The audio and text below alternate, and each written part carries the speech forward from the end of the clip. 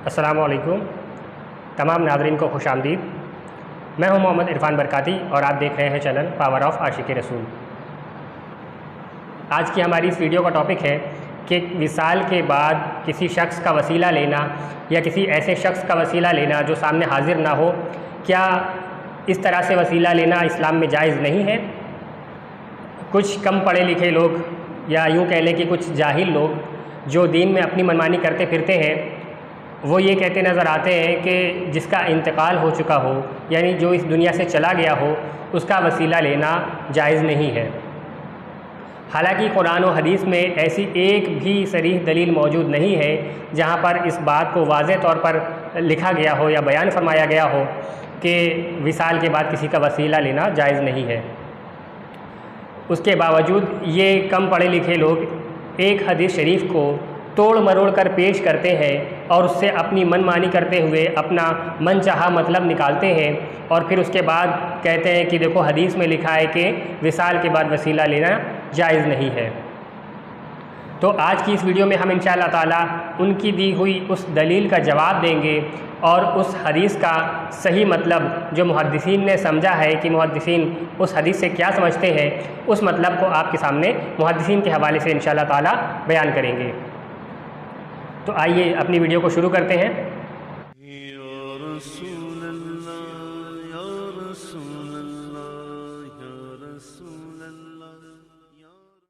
तो मुखालफिन की तरफ से पेश की जाने वाली वो दलील आखिर क्या है, आइए नज़र डाल लेते हैं। इमाम बुखारी ने इसे अपनी किताब सही बुखारी में हदीस नंबर 3710 पर लिखा है। हदीस क्या है आइए सुन लेते हैं। हज़रत अनस बिन मालिक रज़ियल्लाहु ताला अन्हु से रिवायत है कि जब हज़रत उमर रज़ियल्लाहु ताला अन्हु के ज़माने में कहत पड़ जाता तो वह हज़रत अब्बास रज़ियल्लाहु ताला अन्हु के वसीले से दुआ करते थे और यूँ फरमाते, ऐ अल्लाह, हम अपने नबी सल्लल्लाहु ताला अलैहि वसल्लम को तेरी बारगाह में वसीला बनाते थे, बस तू हमें सैराबी बख्श दिया करता था, यानी तू हमें बारिश दे दिया करता था। और अब हम अपने नबी सल्लल्लाहु ताला अलैहि वसल्लम के चाचा को वसीला बनाते हैं, बस हमको सैराब कर दे, यानी कि बारिश नाजिल फरमा दे। फिर उन्हें सैराब कर दिया जाता था। स्कैन पेज आपके सामने मौजूद है।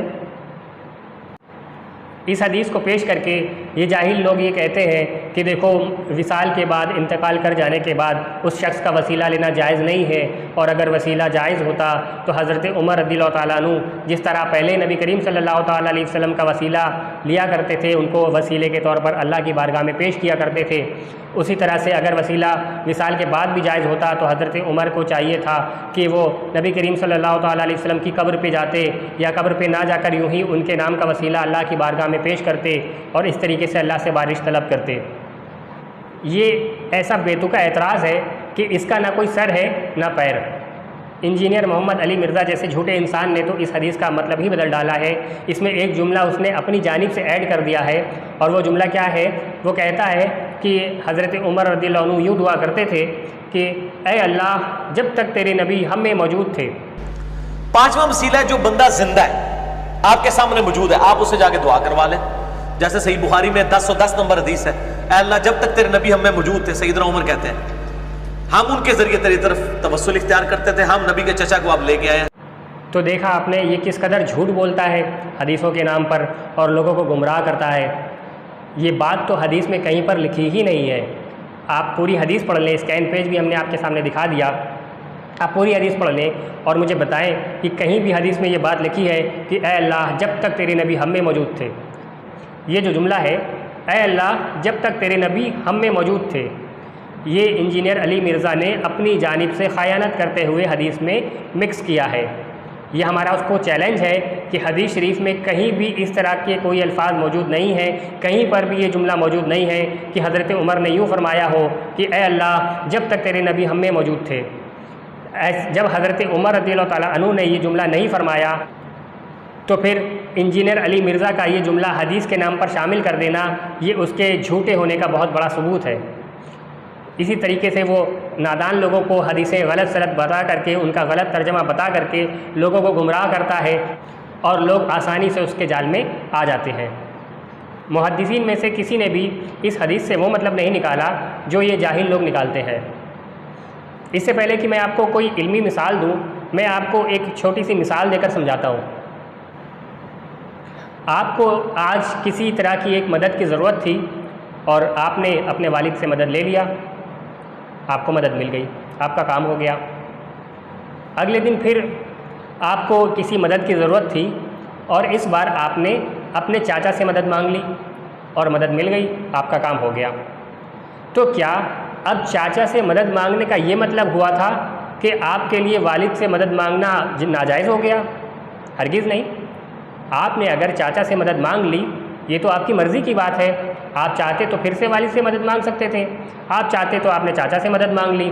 बहरहाल दोनों सूरत में आपको मदद मिल गई।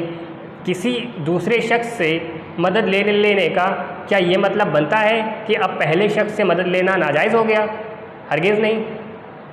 तो बस इसी तरह से हज़रत उमर रज़ियल्लाहु ताला अन्हु ने नबी करीम सल्लल्लाहु ताला अलैहि वसल्लम का वसीला आज नहीं लिया और उनके चाचा का वसीला ले लिया, तो इससे ये कैसे साबित हो जाएगा कि नबी करीम सल्लल्लाहु अलैहि वसल्लम का वसीला लेना नाजायज़ हो गया? ये बात बिल्कुल ही बेबुनियाद है और इस हदीस से इस तरह का माना निकालना एक जहालत है। अब आइए हम आपके सामने इस हदीस का इल्मी जवाब पेश करते हैं। इसका पहला जवाब तो ये है, जब हज़रत उमर रज़ियल्लाहु ताला अन्हु ने अल्लाह ताला की बारगाह में हज़रत अब्बास का वसीला पेश किया तो क्या फ़रमाया? अल्फाजों पर गौर करें।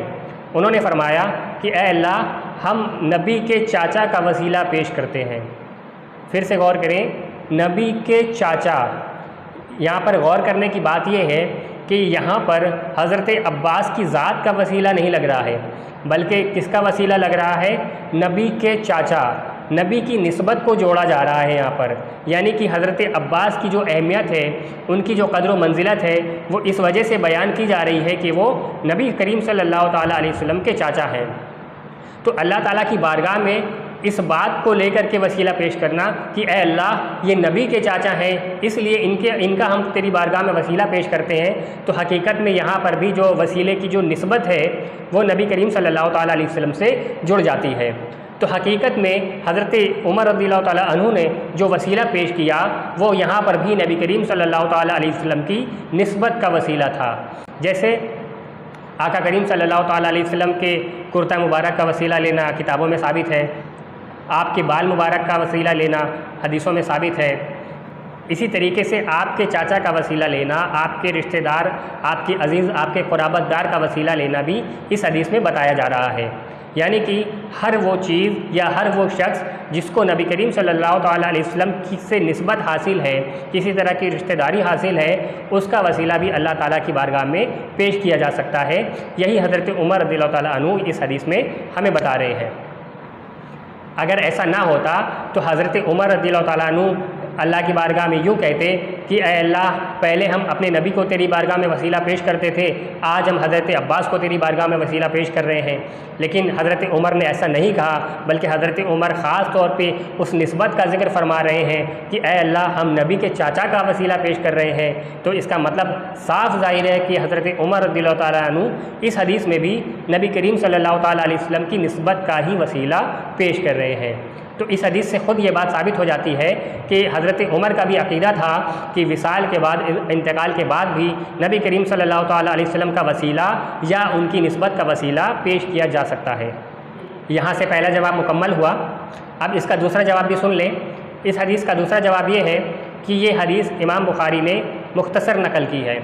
जी हाँ, क्योंकि इसका अगला हिस्सा, इसके बाद का हिस्सा हदीस का, वो इमाम हाकिम ने अपनी किताब अल मुस्तदरक अला सहीहैन में हदीस नंबर 5438 पर नकल की है। आइए इस हदीस का अगला हिस्सा भी सुन लेते हैं। हज़रत उमर रज़ियल्लाहु ताला अन्हु ने हज़रत अब्बास रज़ियल्लाहु ताला अन्हु का वसीला लेने के बाद लोगों को खुतबा इरशाद फरमाया, और वो खुतबा क्या था, आइए सुन लेते हैं। ऐ लोगो, रसूलुल्लाह सल्लल्लाहु ताला अलैहि वसल्लम हज़रत अब्बास रज़ियल्लाहु ताला अन्हु को वैसा ही समझते थे जैसे बच्चा बाप को समझता है। यानी नबी करीम सल्लल्लाहु ताला अलैहि वसल्लम हज़रत अब्बास रज़ियल्लाहु ताला अन्हु को अपने वालिद के बराबर समझते थे, वालिद के जैसा समझते थे। आप सल्लल्लाहु ताला अलैहि वसल्लम उनकी ताज़ीम व तौक़ीर करते और उनकी कसमों को पूरा करते थे। ऐ लोगों, तुम भी हज़रत अब्बास रज़ियल्लाहु ताला अन्हु के बारे में नबी करीम सल्लल्लाहु ताला अलैहि वसल्लम की पैरवी करो और इनको अल्लाह की बारगाह में वसीला बनाओ ताकि तुम पर बारिश बरसाए। स्कैन पेज आपके सामने मौजूद है। यहाँ पर इस हदीस के अगले हिस्से को पढ़ करके हमें पता चलता है कि हज़रत उमर रज़ियल्लाहु ताला अन्हु खुद हज़रत अब्बास रज़ियल्लाहु ताला अन्हु की फ़जीलत को बयान करते हुए लोगों से ये फरमाया कि तुम भी हज़रत अब्बास को अल्लाह की बारगाह में वसीला बनाओ। कहीं भी ये नहीं फरमाया कि जब तक ये सामने हाजिर हो उस वक्त वसीला बनाओ, या जब तक ये ज़ाहिरी हयात में मौजूद हो उस वक्त वसीला बनाओ और जब इंतकाल कर जाए तो वसीला ना बनाना। ऐसा कुछ भी हज़रत उमर ने नहीं फरमाया, बल्कि मुतलक फरमाया कि ऐ लोगों, तुम भी हज़रत अब्बास को अल्लाह की बारगाह में वसीला बनाओ। तो साबित हुआ कि हज़रत उमर रज़ियल्लाहु ताला अन्हु का भी अक़ीदा था कि वसीला बाद विसाल भी जायज़ है और नबियों के अलावा नबियों की अहले बैत से वसीला लेना भी जायज़ है। तो साबित हो गया कि हज़रत उमर रज़ियल्लाहु ताला अन्हु ने हज़रत अब्बास का वसीला सिर्फ़ इसलिए लिया था ताकि लोगों को ये पता चल जाए कि वसीला सिर्फ़ नबियों का ही नहीं बल्कि नबी से निस्बत रखने वाले किसी भी शख्स का और सालिहीन का भी वसीला जायज़ है। और यही बात मुहद्दिसीन ने भी इस हदीस से समझी है और इसको अपनी किताबों में नकल किया है। इब्न हजर अस्क़लानी अपनी किताब फ़तहुल बारी जिल्द नंबर 6 सफ़ा नंबर 119 पर लिखते हैं, हज़रत अब्बास रज़ियल्लाहु ताला अन्हु के वाक़ये से ये नुक्ता भी हासिल होता है कि अहले खैर, सालिहीन और अहले बैत नबवी से शफ़ाअत तलब करना मुस्तहब है। इसके अलावा इस वाक़ये से हज़रत अब्बास रज़ियल्लाहु ताला अन्हु की फ़जीलत बयान करना और हज़रत उमर रज़ियल्लाहु ताला अन्हु का हज़रत अब्बास रज़ियल्लाहु ताला अन्हु की तवाज़ुह करना और उनके मकाम व मर्तबे को पहचानना भी साबित होता है। तो देखा आपने, इब्न हजर अस्क़लानी जो कि बहुत बड़े मुहद्दिस हैं, बहुत बड़े शारे हैं, बुखारी शरीफ की बहुत मशहूर शरह फ़तहुल बारी इन्होंने लिखी है। उन्होंने इस हदीस से क्या समझा, उन्होंने ख़ुद बयान कर दिया कि इस हदीस से ये पता चलता है कि सालिहीन का और अहले बैत नबवी का वसीला लेना ये मुस्तहब है।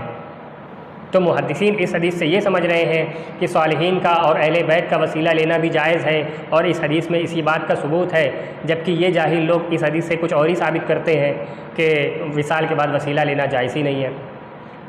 इसी तरह इसकी एक और दलील मुलाहिज़ा हो, इमाम सुब्की अपनी किताब शिफाउ सिकाम सफ़ा नंबर 377 पर इस हदीस का ज़िक्र करके लिखते हैं, और इसी तरह इस वाक़ये से तमाम सालिहीन से तवस्सुल का जवाज़ साबित होता है और ये ऐसी चीज़ है जिसका मुसलमानों ने इनकार नहीं किया, बल्कि सिर्फ़ फ़िरक़ों में से एक फ़िरक़े मुतदय्यिन ने, यानी कि सिर्फ़ एक फ़िरक़ा है जो जिसने नया दीन ईजाद किया या दीन में मिलावट कर दी, उसने ही ये काम किया कि विसाल के बाद वसीला लेने से इनकार किया हो। ये बात हम नहीं कह रहे, बल्कि आज से 700 साल पहले के मुहद्दिस इस बात को बयान फरमा रहे हैं। इमाम सुब्की इस बात को बयान फरमा रहे हैं कि मुसलमानों में किसी ने भी इस बात का इनकार नहीं किया कि विसाल के बाद वसीला लेना जायज़ नहीं है, बल्कि एक नए फ़िरक़े ने, एक ऐसा फ़िरक़ा जिसने नया दीन ईजाद किया है या दीन में बहुत सारी मिलावटें कर दी, बस उस फ़िरक़े का ये बनाया हुआ अक़ीदा था कि विसाल के बाद वसीला लेना ये जायज़ नहीं है। तो इस बात को अच्छी तरह से समझ लें, मुहद्दिसीन ने ख़ुद इस बात की गवाही दे दी है कि विसाल के बाद वसीला लेना, सालिहीन का वसीला लेना और अहले बैत का वसीला लेना जायज़ है। और इस हदीस से कहीं भी ये साबित नहीं होता है कि वसीला लेना विसाल के बाद ये जायज़ नहीं है। इसलिए मुखालिफिन का इस हदीस को वसीले से इनकार के लिए दलील बनाना ये उनकी बड़ी जहालत है, बल्कि मुहद्दिसीन ने ख़ुद इस हदीस से वसीला लेना साबित किया है।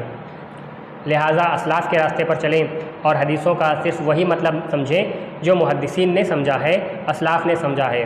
दीन में किसी को भी मनमानी करने की कोई इजाज़त नहीं है। वीडियो पसंद आए तो इसे ज़्यादा से ज़्यादा लाइक करें, चैनल को सब्सक्राइब करें, अपने दोस्त अहबाब को शेयर करें। हो सकता है आपके ज़रिए किसी की इस्लाह हो जाए। अस्सलामु अलैकुम व रहमतुल्लाहि व बरकातुहू।